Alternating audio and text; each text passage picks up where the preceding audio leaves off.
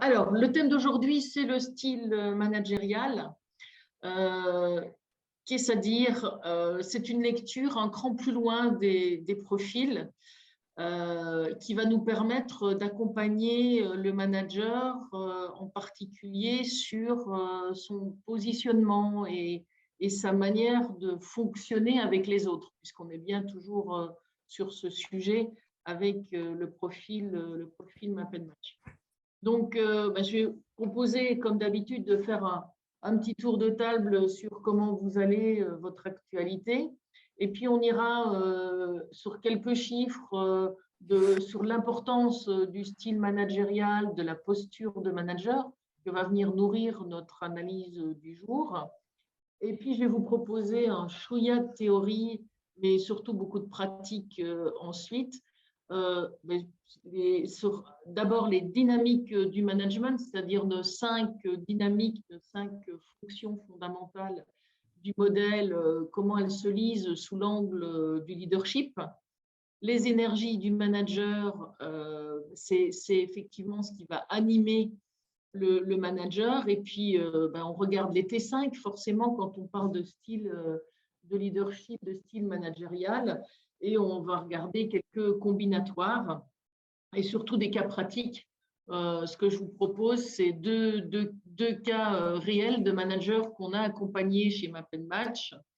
Je propose de vous le faire, le premier sous l'angle de la restitution, et puis le deuxième, et ce sera d'autant plus facile qu'on n'est pas nombreux, sous l'angle interactif, et de vous essayer à cet exercice de l'interprétation du style managérial. Voilà. Et puis, comme d'habitude, un petit point infocom avec Julia pour conclure.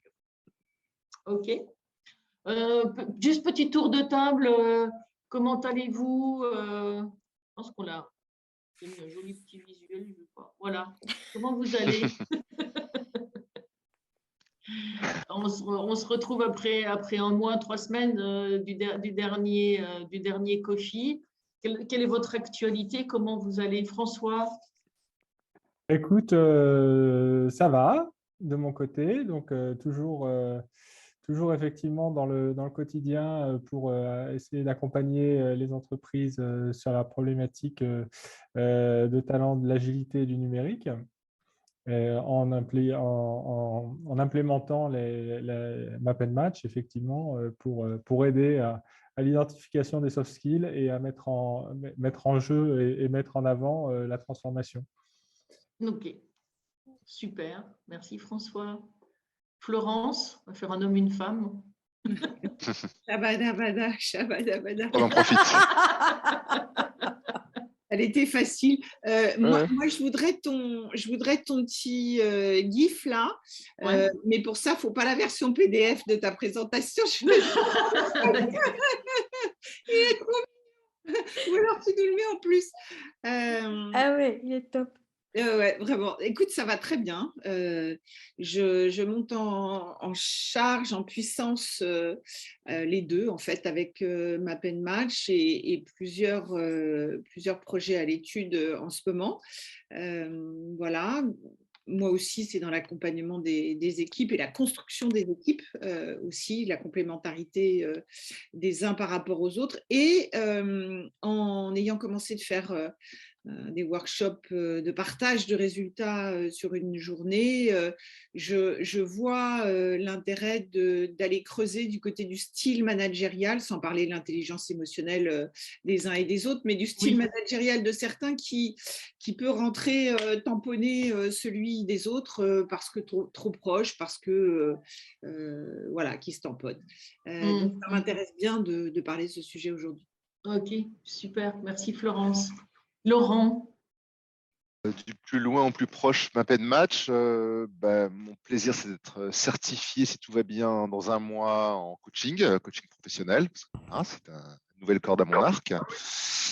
Je suis également praticien en bilan de compétences, donc je commence à prospecter, à me déployer sur ce thème. Voilà, donc beaucoup d'individuels au programme. Et concernant un pen match, avec Delphine demain, on fait notre première people review chez un client déjà engagé, mais qu'on n'avait pas pu faire cette people review. Donc, on fait ça demain matin avec Delphine en binôme, en duo de choc. Voilà. Oui, il y a un sujet de manager qui se tamponnent avec des équipes trop proches. Ah, bah ouais, c'est vrai qu'après tout, pour le style managérial, ça peut être des enseignements pour demain aussi. Ouais, ça peut être sympa, c'est vrai. Bien joué, Margot. Ok, super. Merci, Laurent. Bienvenue, Margot, qui nous a rejoint. Merci. Bénédicte, bonjour Bénédicte, qui vient de nous rejoindre aussi. Bonjour à tous et toutes. Voilà, comme tu le vois, on est sur le petit tour de table d'intro sur comment on va, quelle est notre actualité. Écoute, je vais bien et l'actualité est florissante de prospects pour l'instant. Chouette, c'est une bonne nouvelle. C'est super. Bon, écoutez, merci beaucoup. Vous avez déjà commencé à l'évoquer. Quelle est l'importance de connaître pourquoi c'est intéressant de consacrer un coffee au style managérial. Vous savez qu'on aime les chiffres du mois et que Julia nous collecte des études qui peuvent toujours être intéressantes. Et les chiffres qu'on a là sous l'écran, je pense qu'on en est tous convaincus déjà, mais démontrent que la posture de manager, l'attitude du manager est quelque chose, même du leadership en général, mais dans la relation managériale, les salariés trouvent que effectivement, il y a des qualités essentielles qu'ils recherchent. C'est quelque chose d'important. Au-delà du respect, de l'écoute, on voit le leadership est une dimension qu'ils trouvent intéressant. Le comportement de leader est aussi des critères essentiels pour l'engagement des parties prenantes. Et les parties prenantes, c'est plus large que le collaborateur. Effectivement, quand on adresse du collectif avec MapNMatch, on est sur les interactions, les complémentarités, etc. Et on est d'accord, je pense, pour considérer que le style managérial ou le leadership peut aller au-delà de la relation hiérarchique. Et donc, on voit aussi que quand on parle style managérial, on n'est pas loin de nos talents, de nos définitions de talent, entre motiver ses équipes, les faire grandir, communiquer en toute transparence, prendre des décisions.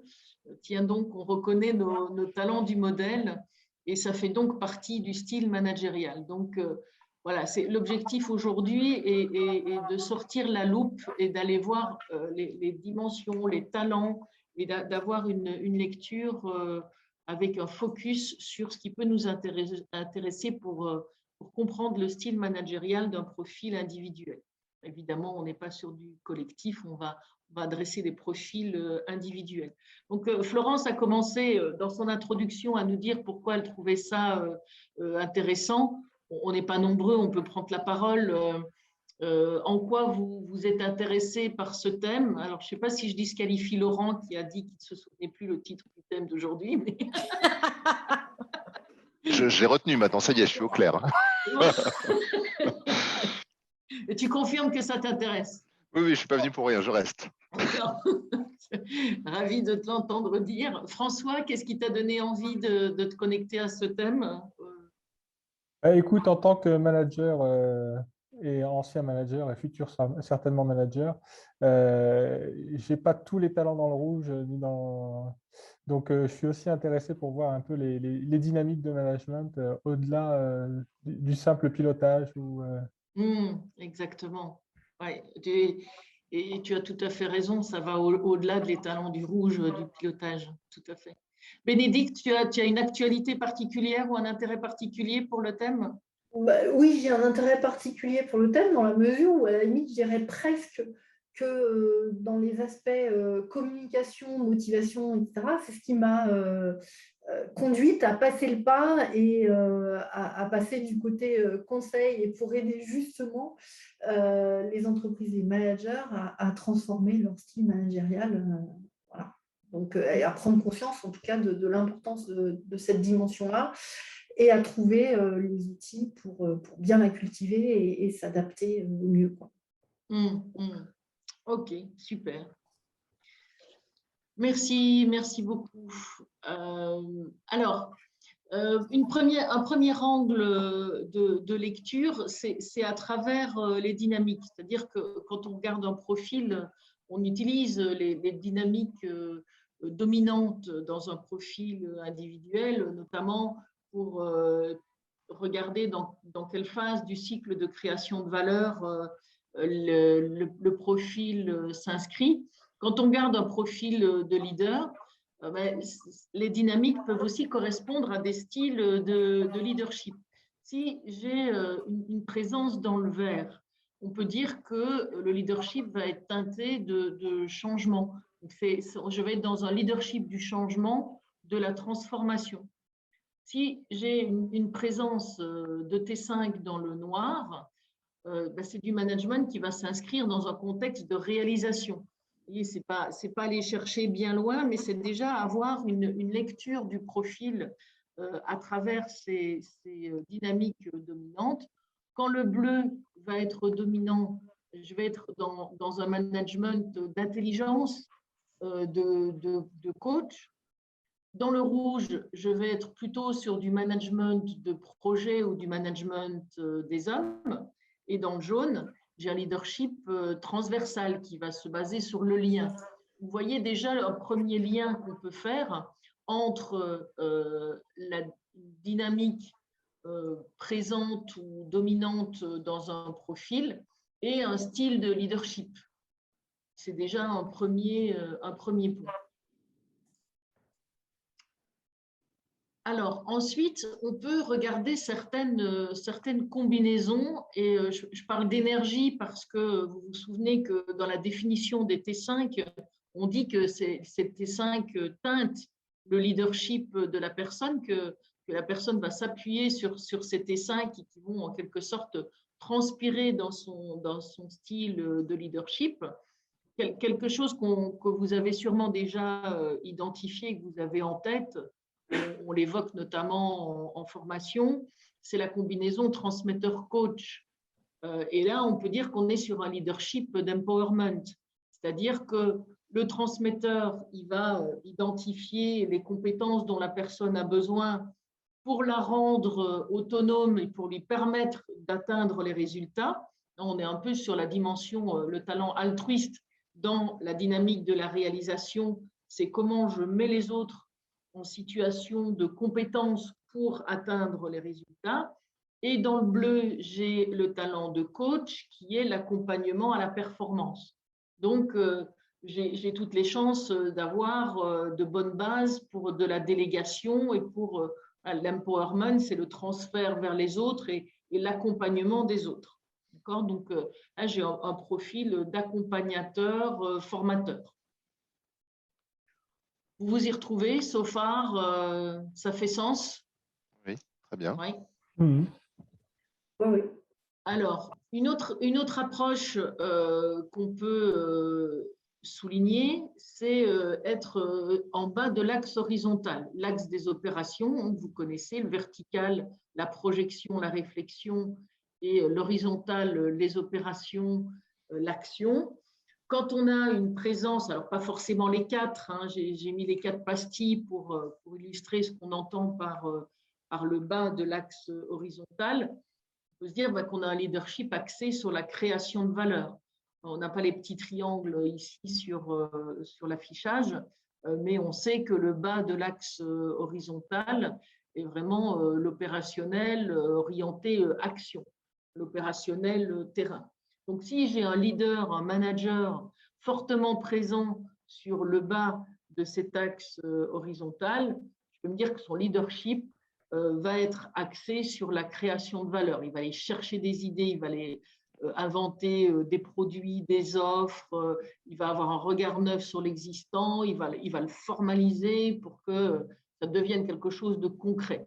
Là, c'est quand j'enquille les 4 que j'aligne, les 4 T5. Mais même un dans le bas du vert et un dans le bas du noir, je peux déjà me dire que je suis sur quelqu'un qui va aller chercher des opportunités de réaliser, qui va aller de l'identification des opportunités à la réalisation et l'atteinte des résultats.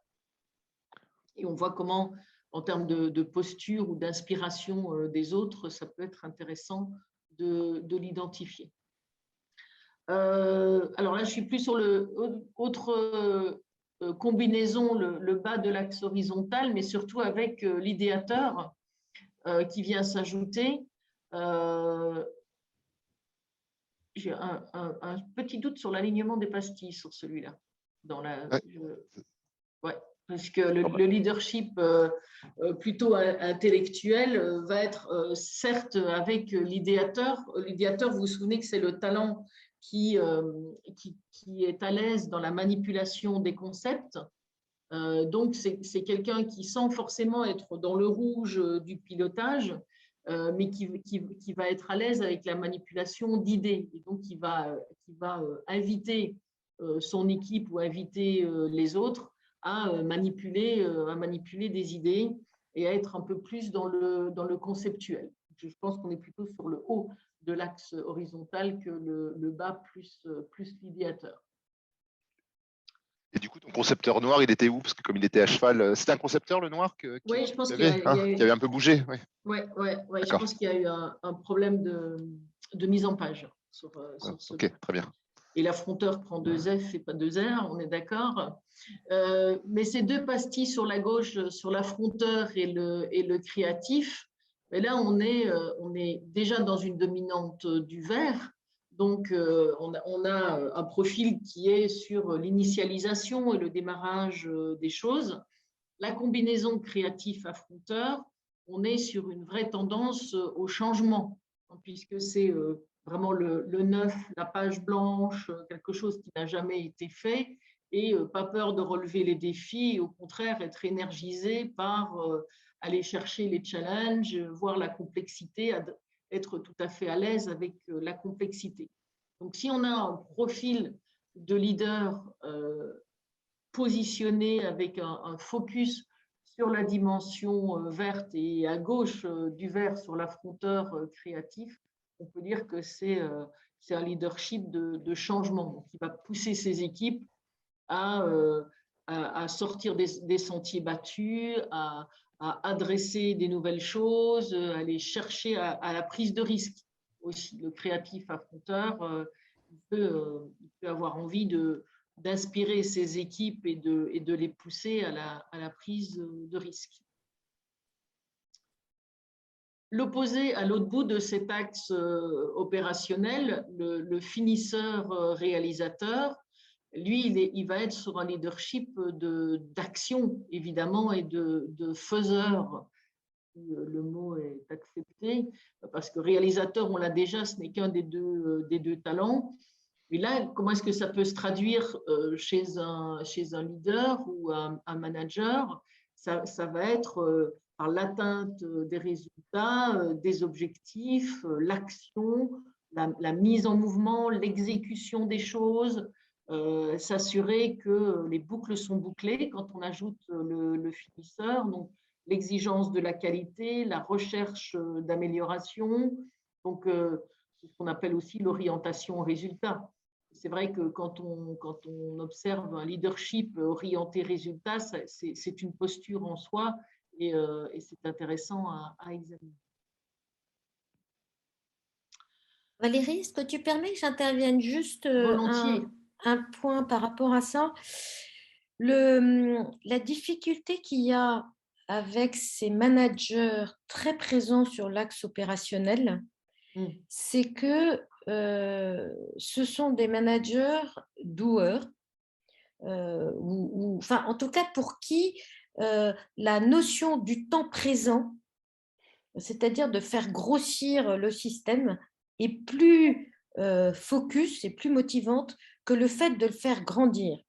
Ça veut dire quoi? Ça veut dire qu'en fait, quand ils doivent manager des stratèges, que ces stratèges soient des stagiaires ou des collaborateurs, quand ils doivent manager des équipes qui, en dessous, ont pas mal de rouge ou sont plutôt sur l'axe vertical, ça grince.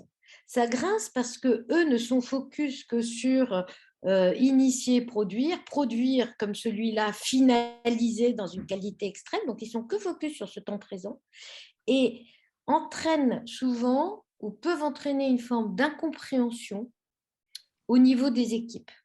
Et c'est vrai que le temps du workshop manager, où vous êtes en one-to-one avec lui, est un temps sur lequel il est essentiel de les confronter tous et d'aller les challenger, de leur faire prendre conscience effectivement de la valeur qu'ils créent, mais également du message qui peuvent être perçus comme celui qu'ils envoient et qu'ils envoient de fait, hein, parce que voilà, et que du coup, ils doivent apprendre à prendre de la hauteur parce qu'à leur niveau, on leur demande de passer à un niveau de management. On parle de style managérial, donc on parle de manager. Et c'est le cas qu'on arrive souvent à avoir comme difficulté et que je pense que chacun d'entre vous a entendu ou entendra bientôt. Ah, j'ai perdu un super commercial et je n'ai pas récupéré un bon directeur commercial. Et bien, c'est exactement ça. Ce n'est pas parce qu'on crée de la valeur en commercial qu'on va passer en bon directeur commercial. Et le manager de l'axe horizontal, c'est à son niveau et son domaine d'expertise, le manager qui est vraiment motivé par l'opération d'aujourd'hui. Or, il va devoir embarquer des équipes et c'est quand même lui aussi qui a la charge de faire grandir son équipe, de faire grandir le projet. Donc, voilà en termes d'accompagnement. Oui, tout à fait, tout à fait. Merci Margot. Avant de passer à l'illustration suivante qui va parler aussi notamment des irritants ou des choses, je n'ai pas la représentation graphique ici, mais évidemment on a aussi des focus et des leaders qui vont avoir une présence dans le rouge, dans le pilotage, dans la stratégie, décision, qui vont vraiment avoir à cœur et en posture d'être dans la projection long terme, dans la définition d'une vision, du chemin pour y arriver, et puis qui vont avoir ces talents du rouge pour ordonnancer, structurer, engager les personnes autour et arbitrer. On peut également avoir une présence dans le bleu, où on peut avoir des styles de leadership qui vont être sur la prise de recul. On a parlé du transmetteur coach qui a sollicité du bleu tout à l'heure. Un leader avaliseur expert va aussi teinter sa posture de pilotage par les chiffres, d'attente par rapport à l'expertise de ses collaborateurs ou des parties prenantes et être dans la critique constructive.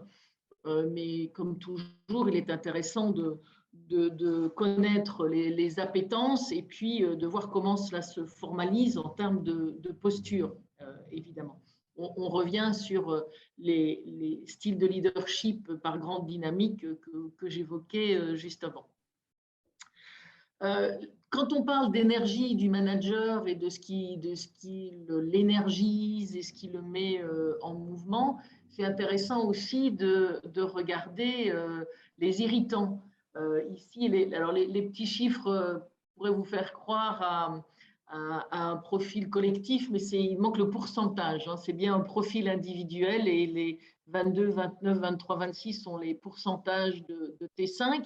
Mais ce qui m'a intéressé de partager dans ce profil, c'est que vous voyez, si vous voyez mon curseur ici, un irritant médiateur, par exemple. Comment est-ce que vous interprétez un irritant médiateur, qui est un cas concret d'un leader que j'ai eu l'occasion de débriefer? Si vous voyez un irritant médiateur chez un manager leader, qu'est-ce que ça vous inspire comme commentaire? J'en profite, on est un petit groupe. Il aura du mal à apporter de la cohérence et de la cohésion dans ses équipes. Oui, à minima, je suis d'accord. En l'occurrence, c'était un vrai irritant puissant. La difficulté peut aussi être que parfois les collaborateurs peuvent avoir tendance justement à aller chercher le manager comme médiateur dès qu'il y a des tensions entre eux. Et s'il n'est pas là, ça peut être compliqué. Oui, une autre illustration, tout à fait. Ça vous évoque autre chose? Oui, Florence? Oui, ça m'évoque le fait que si tout dépend de sa position dans l'organisation, s'il est CEO, ou s'il est CEO, on va le dire comme ça, il va avancer à tout crin sans être focalisé sur le nécessaire équilibre à prendre en compte dans la cohésion d'une équipe. Et s'il est manager d'une équipe par rapport à un collectif plus grand que lui, il aura tendance à faire avancer son équipe avec un profil comme celui-là, et peut-être au détriment ou sans faire attention à la transversalité avec d'autres services le cas échéant. Tout à fait. En l'occurrence, c'était un profil de directeur commercial. Il m'a dit, oh, mais oui, tout à fait, c'est tout à fait moi. Moi, si quelqu'un n'est pas d'accord, je n'ai pas perdu du temps à essayer de le convaincre. S'ils ne sont pas d'accord, la porte est là. OK, dont acte. Mais c'est intéressant et c'est... lui, il assumait complètement. Certains ne formalisent pas forcément comme ça. Donc, c'est un exemple pour illustrer l'importance, effectivement, de regarder les irritants. Il se trouve que dans ce même profil, il y a un irritant connecteur. À quoi peut correspondre, si je parle style de management, style de leadership, l'irritant connecteur? Laurent, tu es en mute, je te vois parler, mais je ne t'entends pas. C'est vrai, merci. Un déficit de communication, peut-être une difficulté à rapprocher des personnes autour d'un projet. Donc, on n'est pas... Oui, voilà. Oui, la conjugaison des deux, ça n'a pas beaucoup d'interpersonnel, tout ça, puisque effectivement, il ne va pas spontanément partager de l'information et encourager les autres à partager l'information. Donc, on voit effectivement un déficit d'appétence dans la zone du jaune, la circulation d'informations, d'alignement, de cohérence et de cohésion, qui peut être renforcé ici par le fait que en management d'équipe, le manager transmetteur coach qu'on évoquait tout à l'heure en people management est en zone neutre dans son profil. Donc, on voit que son poste de directeur commercial nourrit des appétences Q1, Q2 d'affronteurs, de direction long terme, de cap commercial, etc., et d'orientation au résultat, mais pas forcément dans le style managérial autour de la cohésion d'équipe, le développement des équipes, etc. On a quand même un confort en conseiller. Oui, Laurent? J'entends parler beaucoup de cohésion.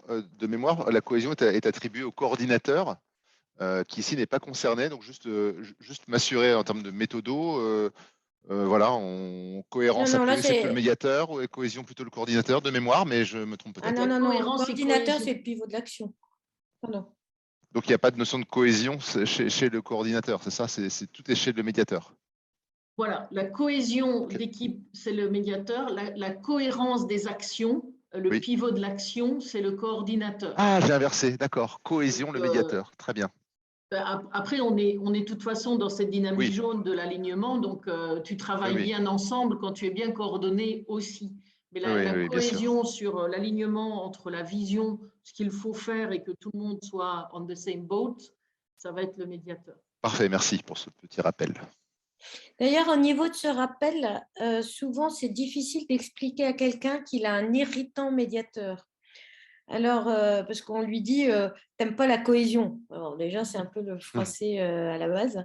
En fait, il ne faut pas dire ça comme ça. Celui qui est irritant médiateur, c'est quelqu'un qui peut travailler dans des atmosphères dans lesquelles il n'y a pas d'harmonie, dans lesquelles il n'y a pas forcément de cohésion, dans lesquelles, du coup, on est dans des univers très politiques.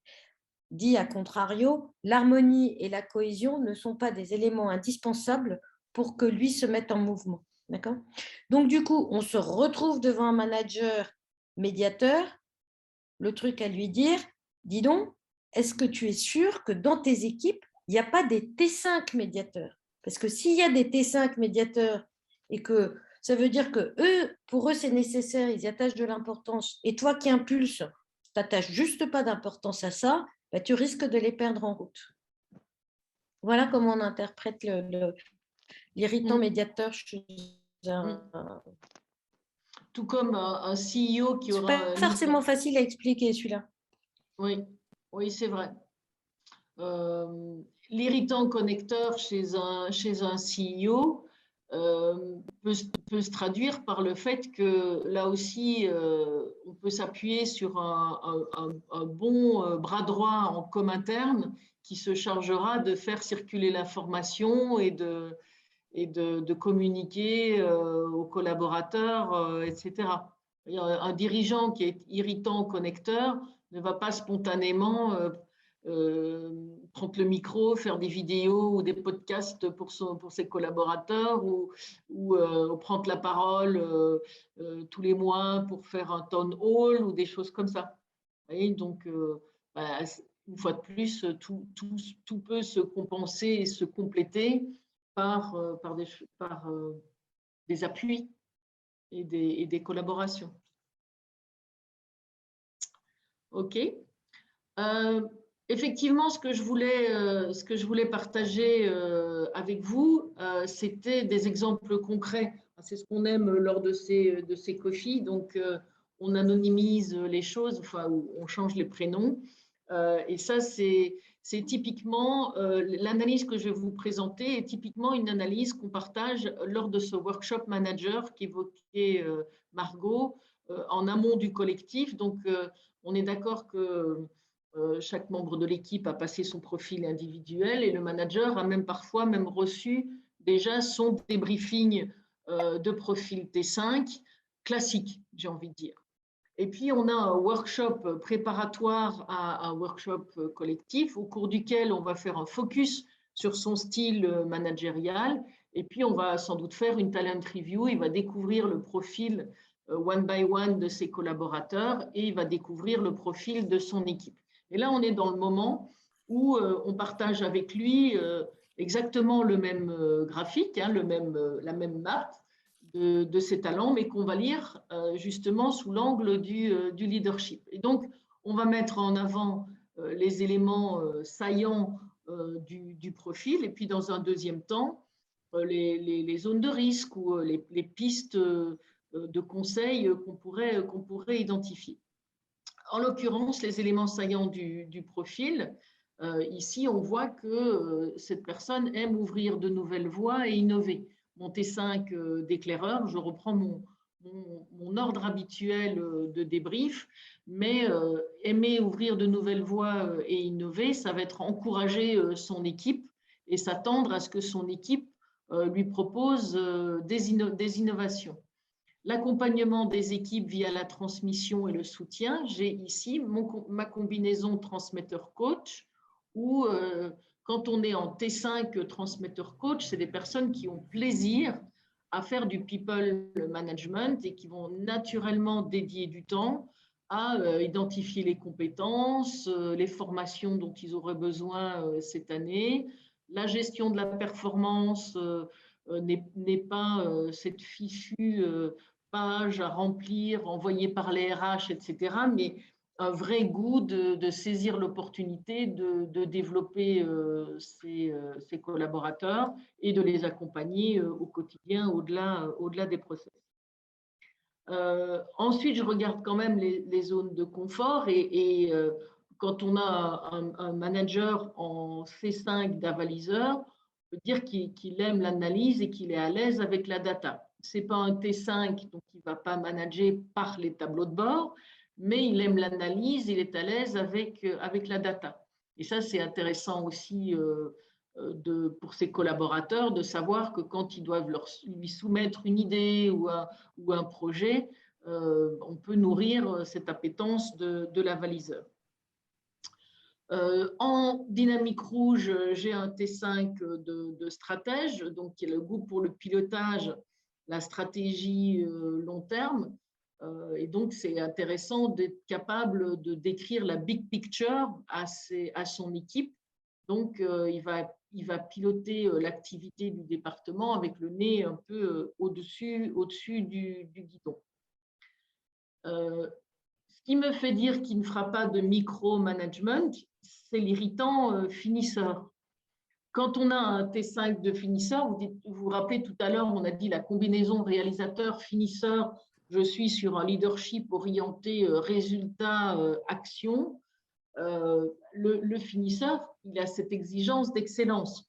Donc, il va aller boucler les boucles, il va aller regarder par-dessus l'épaule du collaborateur. Ici, c'est un irritant. Donc, ça peut être considéré, et c'est la double négation, ce n'est pas un défaut, donc ça peut être intéressant de le souligner, puis d'échanger. Une fois de plus, comme toujours, quand on lit un profil, on va avoir envie de créer des sujets d'échange et de poser des questions aux managers concernés. Donc, une fois de plus, on pose des hypothèses et on va exprimer les choses avec les mots tels que l'irritant finisseur peut être interprété comme le fait que vous n'êtes pas intéressé par le micro-management.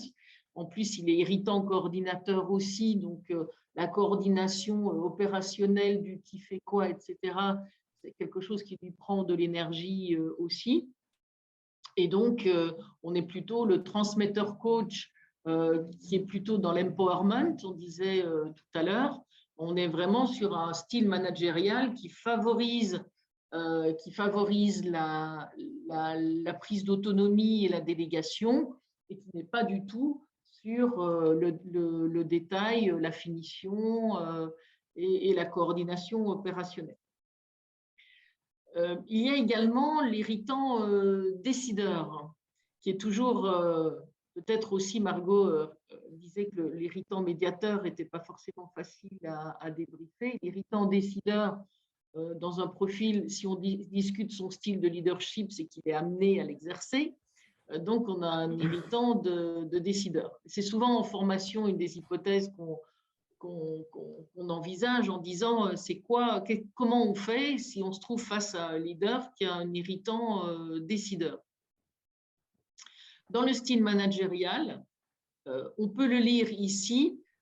C'est une combinaison qui peut arriver. J'ai encore rencontré récemment avec plusieurs managers qui disent « Ah mais moi, j'ai effectivement pas cliqué sur les verbes relatifs à la décision parce que je suis tellement dans l'empowerment que pour moi, ce n'est pas une priorité et c'est quelque chose que je dois faire quand le consensus n'a pas été possible. » Et donc là, on enclenche une partie de la discussion aussi extrêmement intéressante en disant « D'accord, oui, mais c'est la culture de notre entreprise, vous voyez, on ne nous attend pas là-dessus, etc. » Je dis « Oui, mais quand même, vous, à titre personnel, en tant que leader, c'est vers vous aussi qu'on se retourne pour trancher, pour avoir le dernier mot, pour arbitrer quand le consensus continue à tourner en rond et qu'on n'arrive pas à s'accorder sur une solution. » Et donc, c'est intéressant de challenger cet état d'esprit que la personne a partagé sur j'aime tellement le consensus que c'est pour ça que je n'ai pas cliqué sur l'arbitrage et d'avoir cette discussion intéressante sur la prise de risque. Est-ce que ce n'est pas aussi, ou plutôt, ou pas du tout, la peur de prendre le risque et d'assumer les décisions? Est-ce que c'est une vraie culture d'entreprise ou est-ce que c'est vraiment une position personnelle? On peut creuser et avoir des discussions extrêmement intéressantes sur ce point. Donc, les points de vigilance qui viennent à l'esprit en lisant ce profil, en l'occurrence, on était dans une entreprise qui connaît une forte transformation actuellement et un département qui est pas sur la sellette, mais qui doit vraiment se remettre en question pour se moderniser, se digitaliser, etc. Donc, on a l'éclaireur qui a envie d'innover, mais on voit qu'on est en zone neutre d'affronteur. Donc, il se trouve que dans le contexte qu'on était en train d'examiner, on voit qu'il n'y a pas, de goût particulier pour les challenges, pour les obstacles, pour la complexité. Et donc, ça peut être intéressant de s'interroger sur quelle va être ma réaction si, dans ce contexte, comment vous sentez-vous dans ce contexte de transformation, de bouleversement, de remise en question fondamentale des missions de votre département, etc. On va peut-être l'inviter à créer de la cohésion en liant les individus entre eux, les concepts. Oui, on voit qu'il n'y a pas d'appétence dans le jaune, voire un irritant de coordinateur. Si je suis à un niveau de management assez élevé, je vais me dire, bon, ce n'est pas trop grave que l'irritation soit sur la coordination de l'action opérationnelle, mais je n'ai pas non plus de cohésion du médiateur, je n'ai pas de circulation d'informations, je n'ai pas de manipulation de concepts et d'idéation. Donc, je vais attirer l'attention sur est-ce qu'il y a des choses formalisées pour amener de la cohésion. Autre point, j'aurais envie de discuter avec lui, et nous avons discuté d'ailleurs, de comment gérer cette énergie à gérer et à arbitrer. Je vais te faire tout le commentaire sur l'irritant décideur. Oui, mais c'est parce que j'aime le consensus. Et donc, toute la conversation que je viens d'évoquer. Et tout ça est motivé par le fait que les irritants, ils prennent de l'énergie. Quand on est chef de département, etc., ça fait partie du rôle. Comment est-ce qu'on gère son énergie sur les différents irritants, d'ailleurs, au-delà de celui de la décision. Avant de passer à l'autre exemple, est-ce que ça fait sens? Est-ce que vous avez d'autres questions par rapport à cette lecture? Moi, juste une petite… Pardon. Vas-y, Florence. Vas-y. Merci. Oui, j'ai une question par rapport au fait de gérer son énergie, à gérer la gestion elle-même du département. Tu la mets dans coordination, conception et finisseur au sens monitoring des indicateurs de performance du département, par exemple? Ah oui, sur le mot gérer. Oui. Oui, c'était gérer la décision, en fait. La décision. Uniquement sur la décision. Parce que comme il y a aussi un irritant sur concepteur qui est dans les process, les plans d'action, la méthodo, sur finisseur et sur coordinateur, on peut peut-être se dire qu'il y a une non-appétence pour aller dans le détail, pas dans la structuration grosse maille, mais dans le détail de la gestion au sens propre du terme, non? Peut-être, oui, qui vient effectivement du coordinateur, oui, du concepteur. L'ordonnanceur est en zone neutre, donc… Oui. Mais on n'a quand même pas… C'est oui. sûr qu'on a un manager d'hommes, je veux dire, il se lève le matin pour faire grandir ses hommes. Il n'a pas une appétence particulière sur le projet. Oui. Et moi, je mets ça au regard aussi du fait qu'il n'y a rien sur du process. Hein. Oui. Il n'y a pas d'ordonnanceur, il n'y a pas de coordinateur, c'est même un irritant. Il n'y a pas de concepteur, c'est même un irritant. Ça veut dire quoi? C'est qu'à un moment donné, il délivre quoi comme résultat en termes d'efficacité, d'efficience et marge. Oui. Donc, ce qui est sûr, c'est que oui, il n'est pas connecteur, mais il n'est pas irritant connecteur. Je pense que c'est quelqu'un qui fait vraiment, est apprécié par ses équipes. Donc, en termes de leadership managérial, comme en plus il a une vision, je pense qu'il peut embarquer ses hommes par le stratège, le transmetteur coach. Son leadership managérial qui se joue quand même aussi dans sa capacité ou dans sa volonté de défendre son équipe par au-dessus, hein, parce qu'un manager, c'est quand même un jambon dans un sandwich, moi je dis toujours, ça ne leur plaît pas, mais c'est vrai. Et il gère aussi la partie haute du sandwich. Et cette partie-là, elle est avec un leader de projet, un leader de résultats, etc. Et c'est sûr que dans le one-to-one, il faut aller le chercher là-dessus. Ouais. Après, de nouveau, hein, ce n'est pas parce que le talent n'apparaît pas qu'il n'en a pas la compétence. Absolument. Et c'est ce qu'il faut absolument dire, mais c'est sûr que le matin, s'il a discuté avec son boss ou faire monter en puissance ses équipes, il préférera la deuxième configuration. Donc, Merci. Et dans la partie, donc sur ce profil, on voit que c'est aussi un profil systémique. Est-ce que en termes de management, ça apporte quelque chose ou pas d'avoir un profil où on coche les quatre non, mais tu as raison. dynamiques? Non, c'est un point important à faire noter. C'est que effectivement, on parlait du manager qui est dans l'axe opérationnel pur, hein, avec la difficulté que ça peut présenter pour ses collaborateurs en dessous. C'est sûr que quand tu as un manager qui est système, il a une vue d'ensemble, il est stratège, il a une vision il poussera vers une vision d'ensemble. Donc, oui, je pense que c'est, à mon avis, c'est un super manager à avoir un moment dans sa carrière, en N+1. Tu me diras qui c'est, Valérie? Comment? Tu me diras un jour qui c'est? Oui, mais je vous confirme que c'est un manager extrêmement apprécié par son équipe. Je vous le confirme.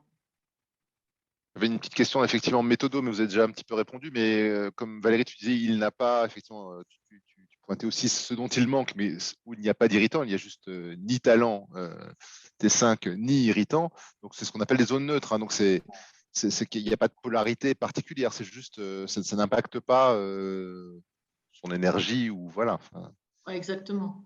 hein. Ouais. Et juste un petit rappel méthode également, on parlait de l'axe horizontal, donc avec le bas de l'axe, dans les modèles que tu as exprimés, qui sont plutôt des acteurs qui aiment l'opérationnalité. Là, ouais. Hein, c'est ça, quand c'est sur la partie basse. Et quand c'est sur la partie haute, on est aussi plutôt sur la réflexion, du coup, c'est l'autre illustration ou... On est sur des dimensions effectivement rouge et bleu, donc on est dans la projection de l'opérationnel. Donc, Okay. on est, voilà, l'affronteur, il va chercher les opportunités. L'éclaireur, il anticipe les obstacles. Tu vois, on est dans la projection des opérations. Le transmetteur, il prépare demain en faisant monter en compétences. Ouais, donc, et donc, c'est vrai aussi pour les dynamiques bleues ou rouges, hein. On peut analyser exactement de la même manière la partie basse du carré ou la partie haute, hein. Ce n'est pas que l'axe horizontal. Hein, c'est ça. C'est surtout la combinaison vert-noir et rouge-bleu qui donne cette nuance. Ok, merci pour ce petit rappel. Ok. Je pense qu'on est à 5 minutes de la fin, donc je suis consciente du temps. C'est un autre vrai leader qu'on a accompagné.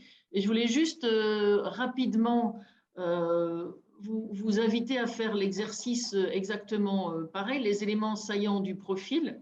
Et l'idée, c'est de dire à partir de quel talent ou de quelle indication de la map, je suis capable de dire que c'est un style de leadership qui est du management par les objectifs, qui se jette à l'eau.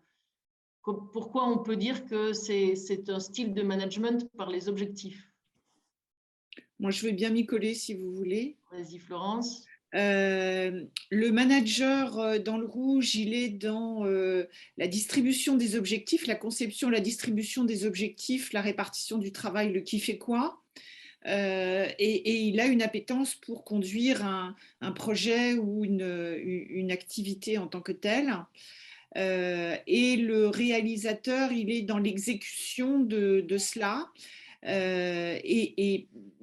Puisque en l'occurrence cette personne est manager, il sera dans la délégation de cela et le monitoring de cette répartition du travail qu'il a distribuée. Ça, c'est la première réflexion qui... Est-ce que je peux rajouter un truc du coup? Vas-y.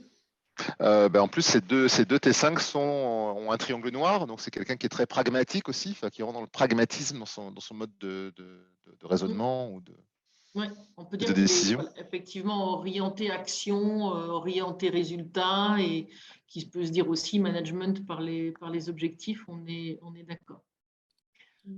Sur base de quoi je peux dire qu'il allie hauteur de vue et exécution? Bon, parce qu'il a du rouge et du noir, les deux. Comme Stendhal. Qu'il recherche l'excellence dans les livrables. Il a un C5 finisseur. Yes. Qu'il apprécie accompagner le développement des équipes. Ouais, qu'il a un C5 coach et transmet. Ouais, coach, mais un irritant transmetteur. Ouais. Ouais. Donc, il sera dans l'accompagnement, mais pas dans la transmission, dans la pédagogie. Et là, on voit que l'un n'empêche pas l'autre, effectivement. Ouais, c'est ça, c'est vrai. Et ouais, ça peut être perçu comme paradoxal, mais finalement, non, c'est pas le même. Exactement. Et d'ailleurs, Rôle. c'est même pas dans la même dynamique. Donc, plus. après, on peut être C5 coach et irritant conseiller, c'est tout à fait, parce qu'on est bien sur des dimensions différentes et des Oui, par affections. contre, c'est le Q4, c'est le 4e quartile du retour d'expérience quand même. Transmetteur avec coach ou. Oui, mais c'est pas parce qu'ils font partie de la qualification Oui, voilà, c'est ça. du même cadran L'un n'empêche pas l'autre.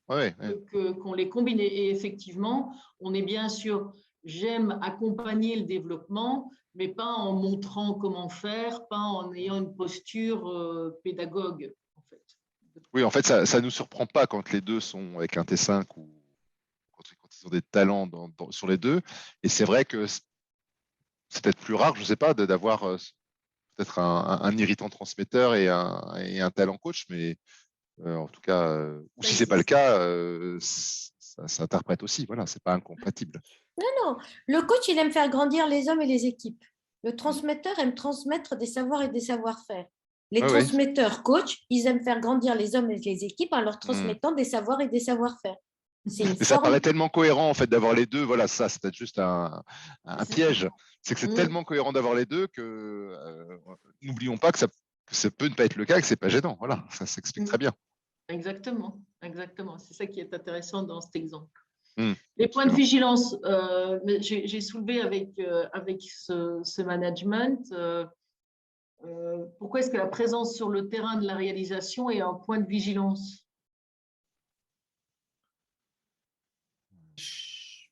Et il va avoir tendance à vouloir faire à la place des autres. Exactement.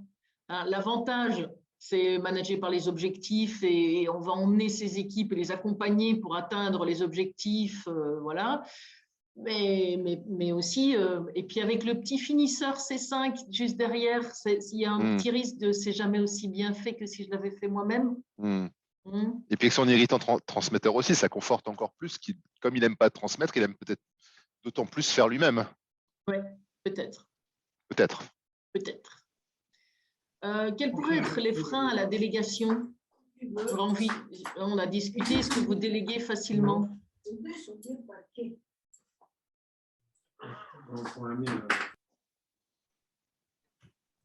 Merci Marco.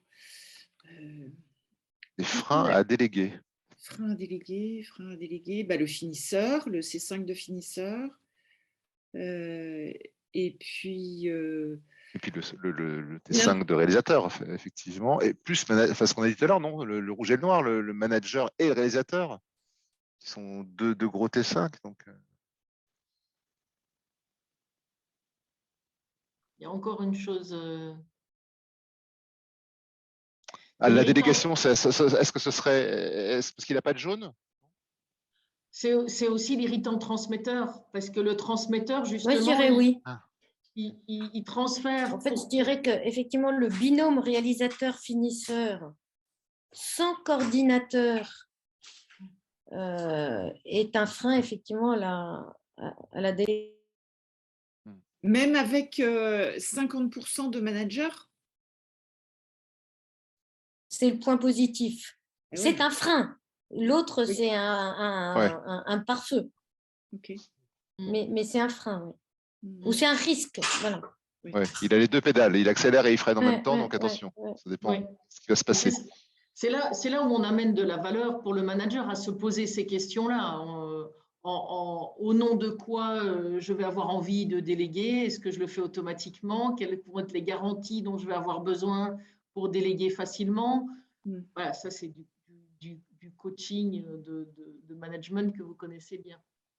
Point de vigilance, moi j'ai envie de lui dire qu'il fasse attention de faire circuler l'information et de s'assurer que tout le monde adhère, à assurer la cohésion de son équipe. Tu venais de le souligner, Laurent, il n'y a a pas de jaune, on est en zone neutre, donc il n'y a Voilà, pas oui. de gros warning, d'accord? Mais spontanément, pour reprendre l'expression de Margot, quand il se lève le matin ou qu'il arrive le matin au bureau, il ne va pas avoir en haut de sa liste de priorités la cohésion et faire circuler l'information. Pourquoi est-ce qu'il a peut-être besoin d'être nourri par les propositions de l'équipe? Et je vous confirme qu'il m'a dit « Ah mais oui, oui, totalement, moi je me repose sur mes équipes pour être nourri d'idées. » Parce qu'il n'a pas de verbe. Ouais. Exactement, il n'a pas de verbe. Donc l'initialisation, ce n'est pas dans ses appétences, dans sa personnalité du plaisir de faire. Penser à créer de la cohésion en liant les individus, c'est encore un focus un peu plus précis sur le médiateur. D'accord?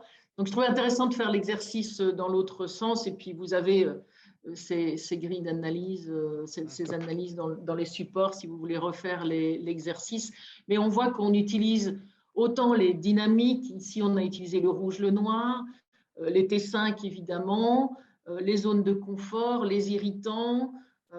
Il y a vraiment plein de choses à aller chercher.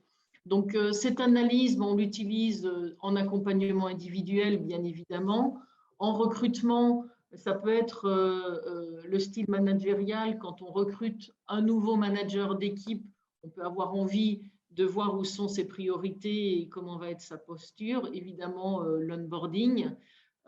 En introduction d'une talent review, et j'imagine que vous avez encore d'autres idées d'utilisation de cette lecture du style managérial. En particulier au sein d'un comité de direction où on a des gens qui sont eux-mêmes managers d'une équipe. Et du coup, comment est-ce qu'on lit les différents LIT, les différents styles managériaux entre eux? Mais ça peut peut-être faire l'objet d'un autre coffee avec un exercice à faire là-dessus. Oui, tout à fait, c'est intéressant. Ce qui est peut-être intéressant du coup au sein d'un CODIR, enfin je suis pas très expert de tout ça, mais au sein d'un CODIR, finalement, il peut y avoir beaucoup d'ego, ou de rapports de force, de rivalité, ou de tirer peut-être la couverture à eux pour se valoriser, etc. Finalement, comprendre là où ils ont leur force de leadership, chacun et chacune, et que c'est pas incompatible, mais peut-être les alerter aussi sur les risques de frottement quand ça se rencontre. Oui, tout à fait. Alors, on l'a déjà, cette lecture-là, à partir du profil T5 tout seul, j'ai envie de dire. Mais effectivement, après, on peut mettre ça en matching avec la culture managériale d'une entreprise. C'est-à-dire que si dans les valeurs managériales de l'entreprise, c'est le développement des collaborateurs, etc., et que le coaching est un irritant, vous voyez, c'est un autre axe de raisonnement aussi et d'analyse qu'on peut avoir. Il y a l'analyse, comme toujours avec Map&Match, l'analyse à blanc dans l'absolu, et puis mis en perspective avec les attendus.